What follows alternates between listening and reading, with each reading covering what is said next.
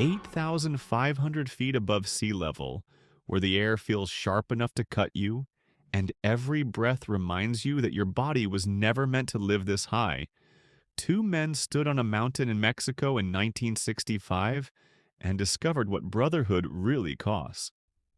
This isn't just the story of a movie, it's the story of a choice. A moment where pride, fear, loyalty, and love collided, and where DeanMartin decided that John Wayne would not face hell alone. The production was The Sons of Katie Elder, but the real drama wasn't written in any script. John Wayne had lost an entire lung to cancer only months earlier. One lung, stage 2 cancer.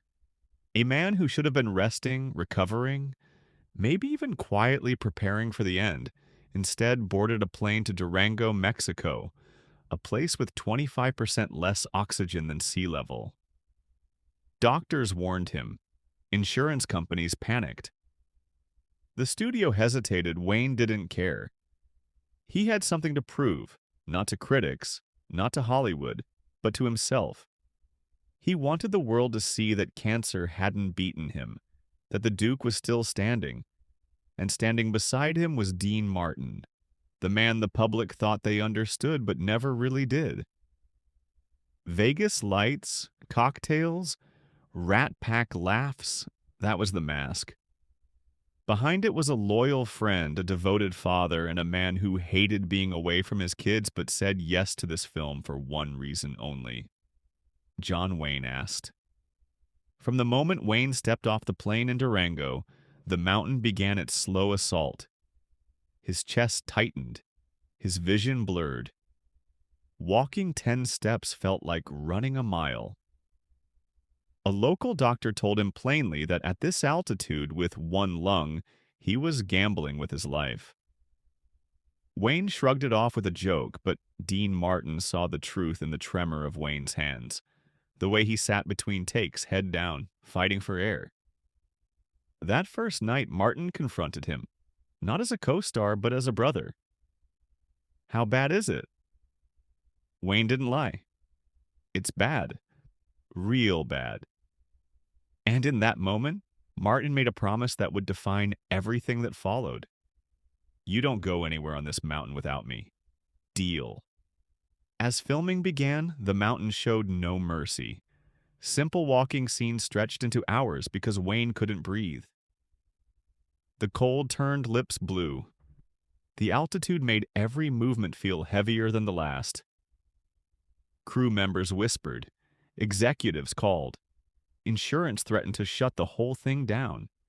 And when complaints started bubbling up about delays, DeanMartin did something almost no one had ever seen him do. He drew a line. He reminded everyone that the man gasping for air had carried Hollywood on his shoulders for decades, that he was showing up in pain every single day, and that anyone who had a problem with that could answer to him. From that moment on, the set changed. Blankets appeared, soup stayed hot, stunts were adjusted, and Wayne noticed, especially the way Martin never left his side. By day 3, Wayne's condition worsened. His breathing rasped like broken machinery. A clinic visit confirmed what everyone feared. The altitude was slowly suffocating him. Pneumonia, heart failure, death, those were the words no one wanted to say out loud. On the drive back, Wayne finally considered stepping down, and that's when Martin slammed the brakes and reminded him who he was. "You've charged machine guns on screen. You've stared down death for a living. You're not letting thin air take you out." Wayne smiled because he needed to hear that from someone who loved him. And then came day 4. The river. Snow melt water at 42 degrees. Cold enough to kill a healthy man, let alone one with a single lung at high altitude. The scene required Wayne to jump in first. No wetsuit. No shortcuts. He insisted. Martin barely slept the night before, knowing the math didn't work, knowing this could be the moment that everything went wrong. He tried one last time to stop Wayne. When that failed, he made his own deal. If you go in, I'm right behind you. If you go under, I pull you out. No debate. When the cameras rolled, Wayne hit the water and his body betrayed him instantly. Shock. White vision. A lung that refused to cooperate. But he stayed in character because that's who he was. And before anyone could stop it, DeanMartin broke the script and went in early, straight into the freezing current, positioning himself close enough to shield Wayne's body, whispering just loud enough to ask if he was okay. What looks like great blocking on screen was really a man turning himself into a barrier between his friend and death. 45 seconds later, cut was called, and Wayne collapsed on the riverbank, hypothermic and unable to stand. Doctors later said another take would have killed him. Martin didn't feel like a hero. He felt furious, shaken, terrified of how close he'd come to losing his brother. Wrapped in blankets, Wayne looked at him and said the words that mattered most. "You saved my life, not just from the water, but from myself." And Martin answered simply, "That's what brothers do. They jump in. They don't hesitate." The film wrapped weeks later. Wayne finished the movie. The river scene made the final cut, and if you watch closely, you can see the truth in their eyes. The stiffness of real cold, the fear no acting coach could teach. The movie was a hit, but the real legacy lived off-screen. Their bond deepened. Their glances during TV appearances carried something unspoken. Years later, when Wayne faced terminal cancer, it was DeanMartin he called first. "Remember Durango," Wayne said. "That's when I knew you were the real deal." After Wayne's death, Martin spoke through tears about the mountain that forged their brotherhood. And that's what this story really is. Not about box office numbers or westerns or Hollywood myths, but about the rare kind of loyalty that shows up when it's dangerous, when it's inconvenient, when it might cost you something. So think about it. When the water is freezing and the odds are bad, who jumps in with you? And just as important, who are you willing to jump in for? And the mountain never really let them forget what it tried to take, because even after the cameras stopped rolling, Durango stayed with both men like a scar you can't see but always feel, showing up in quiet moments, in shared looks, in the way DeanMartin would instinctively position himself closer to John Wayne whenever they appeared together afterward, as if his body still remembered the river and the cold, and the way Wayne's knees buckled when pride finally lost the fight against physics. And Wayne, for all his bluster and iron will, carried that moment with a rare humility, later admitting to close friends that the toughest thing he ever did wasn't charging into gunfire on screen or staring down cancer with a grin, but accepting that he needed another man to keep him alive. And that acceptance changed him, softened him in ways audiences never quite noticed.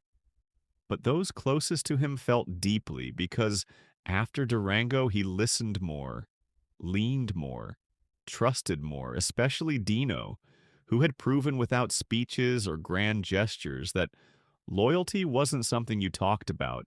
It was something you did when the water was cold and the cameras were rolling and no one would blame you for staying dry. And that lesson echoed years later when Wayne stood on the Oscar stage, holding his only Academy Award, knowing full well that he wouldn't have been there without that film and that mountain. And the man who refused to let him drown in silence or in pride, while Martin, long after the Rat Pack era faded and the laughter grew quieter, would still point to that shoot as the moment he finally understood his own strength. Not as a singer or a movie star, but as a man capable of standing firm when someone else was breaking. And that's why this story endures. Why it hits harder than trivia or behind-the-scenes gossip, because it strips away the myth and leaves something raw and human behind.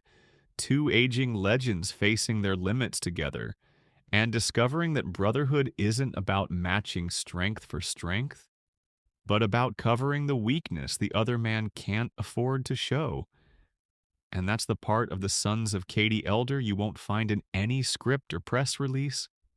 The invisible thread that runs through every shared frame, reminding us that the greatest scenes in life often happen when no one is acting at all. When someone simply steps forward and says without words, I've got you, even if it costs me, even if it hurts, even if it scares me, because some bonds are forged not in comfort or success, but in thin air, freezing water, and the quiet decision to jump in anyway. And that's where the story refuses to end, because moments like Durango don't fade, they echo. Long after the cameras were packed away and the mountain air was behind them, that river followed both men for the rest of their lives. Wayne carried it as proof that he wasn't finished, that even broken bodies could still stand tall when purpose demanded it. Martin carried it as quiet confirmation that when the mask drops and the jokes stop, character is revealed by action, not image.